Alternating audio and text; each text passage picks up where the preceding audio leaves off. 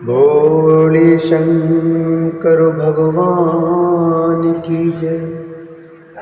भगवती मैया की जय। गणेश भगवान की जय। श्री शिव महापुराण के अंतर्गत रुद्र संहिता जो कि द्वितीय संहिता है और इसके खंड युद्ध खंड जो कि पंचम खंड है, इसके अध्याय 10वें में आज हम प्रवेश करेंगे और जिसमें वर्णन है भगवान शिव का त्रिपुर पर संधान करना। भगवान शिव का त्रिपुर पर संधान करना, गणेश जी का विघ्न उपस्थित करना। आकाशवाणी द्वारा बोधित होने पर शिव द्वारा विघ्न नाशक गणेश का पूजन, अभिजित मुहूर्त में तीनों पुरों का एकत्र होना और शिव द्वारा बाणाग्नि से संपूर्ण त्रिपुर को भस्म करना, मय दानव का बचा रहना। सनत कुमार बोले, हे व्यास जी, अथ शंभुर्महादेवो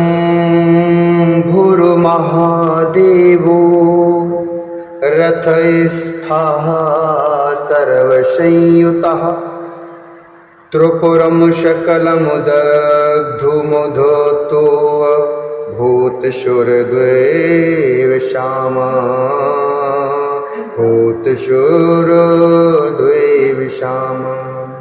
शीर्षं स्थानकमास्थाय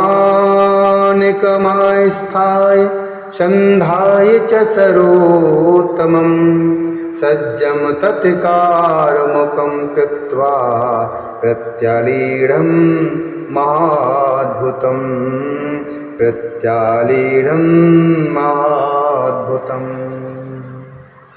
सनत कुमार बोले, हे व्यास जी, इसके बाद महादेव शंभु संपूर्ण सामग्रियों से युक्त होकर उस रथ पर बैठकर सवार होकर दैत्यों के संपूर्ण त्रिपुर को दग्ध करने के लिए उद्यत हुए।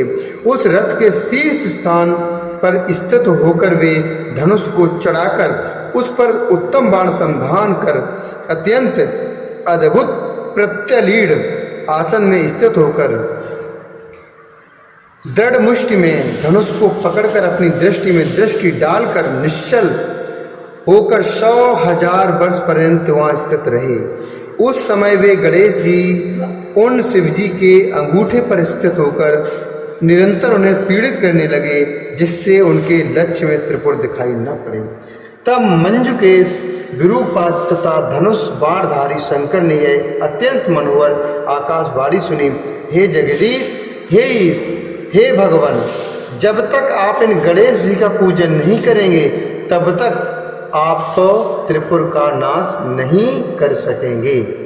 भो भो न यावद भगवन् रचितो वशौ विनायकः पुराण जगदीशेष स प्रथम न हनिष्यति पुराण जगदीशेष सा प्रथम न हनिष्यति। जब तक आप इन गणेश जी का पूजन नहीं करेंगे तब तक आप त्रिपुर का नाश नहीं कर सकेंगे। तदंतर यह वचन सुनकर अंधक का वध करने वाले सदाशिव ने भद्रकाली को बुलाकर गणेश जी की पूजा की।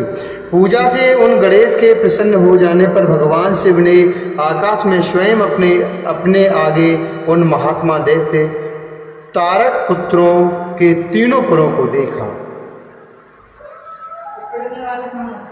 जो यथा योग्य एक दूसरे से युक्त थे। इस विषय में कोई ऐसा कहते हैं कि पर ब्रह्म देवेश परमेश्वर तो सबके पूजनीय हैं, फिर उनके कार्य की सिद्धि दूसरों की प्रसन्नता से हो, यह तो उनके लिए उचित नहीं प्रतीत होता।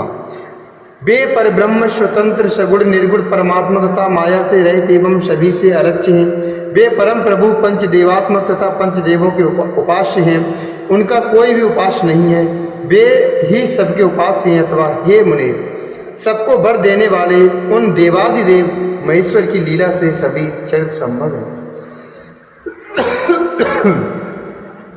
जब महादेव जी गणेश जी का पूजन कर स्थित होकर गए,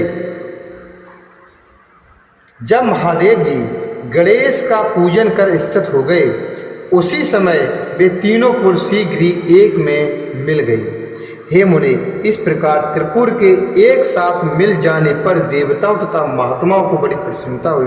तत्पश्चात समस्त देवगण, महर्षि एवं सिद्धिगण महादेव जी की स्तुति करते हुए उनकी जय जयकार करने लगे। इसके बाद जगत पिता ब्रह्मा तथा विष्णु ने कहा, हे महेश्वर, अब इन दैत्य तारक पुत्रों के वध कार्य का समय उपस्थित हो गया है। हे विभो, आप देवकार संपन्न कीजिए, क्योंकि इनके तीनों पुर एक स्थान में आ गए हैं। हे देवेश, जब तक ये पुर एक दूसरे से अलग नहीं होते तब तक आप बाण छोड़िए और त्रिपुर को भस्म कर दीजिए।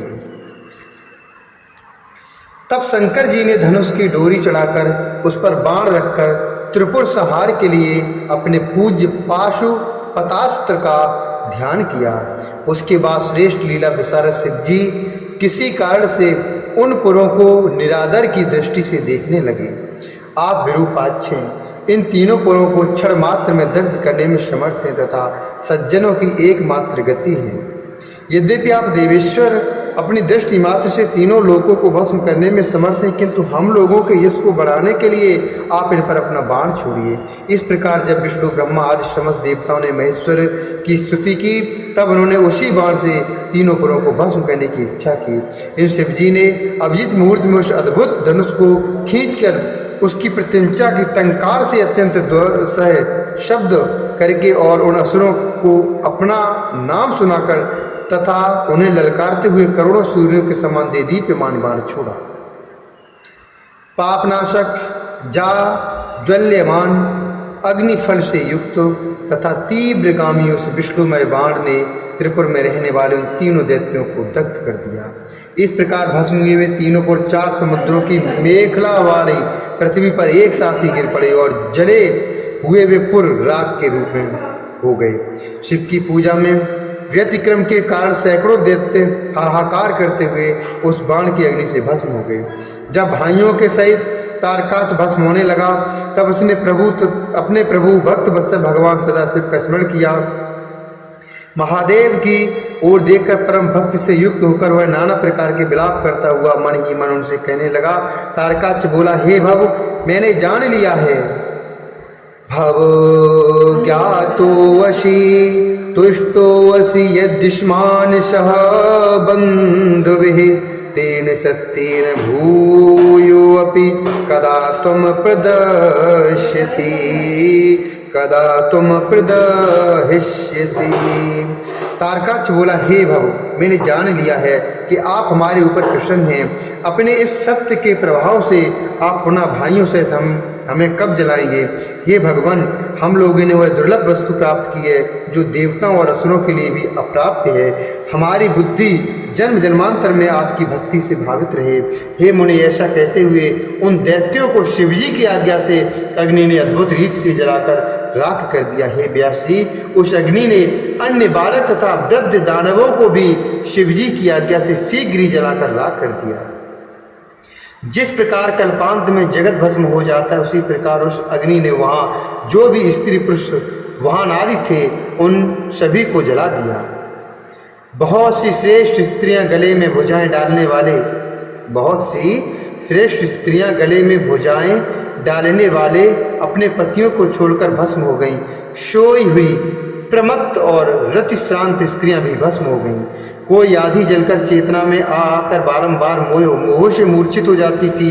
कोई यदि सूक्ष्म भी ऐसी वस्तु शेष न बची जो त्रिपुर की अग्नि से भस्म न हुई हो।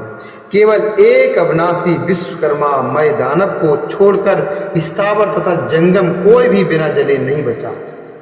वह देवताओं का विरोधी नहीं था। विपत्ति काल में भी महेश का शरणागत भक्त था और शिवजी के तेज से रक्षित था। चाहे दैत्य हो चाहे अन्य प्राणी हो, भावाभाव की अवस्था में तथा कृत अकृत काल में महेश्वर ने शरणागत होने पर उनका नाशकारक पतन नहीं किया। उनका नाशकारक पतन नहीं होता है। इसलिए सत्पुरुषों को ध्यान पूर्वक इस प्रकार यत्न करना चाहिए जिससे भक्ति बढ़े।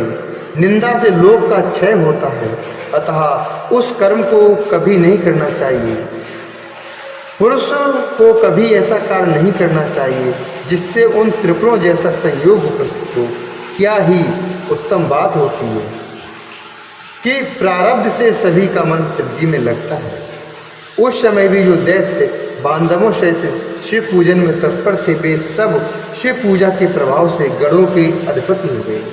इस श्री शिव महापुराणे द्वितीयायाम रुद्र संहितायाम पंचमे युद्ध खंडे त्रिपुरदहा वर्णम नाम दशमोध्याय।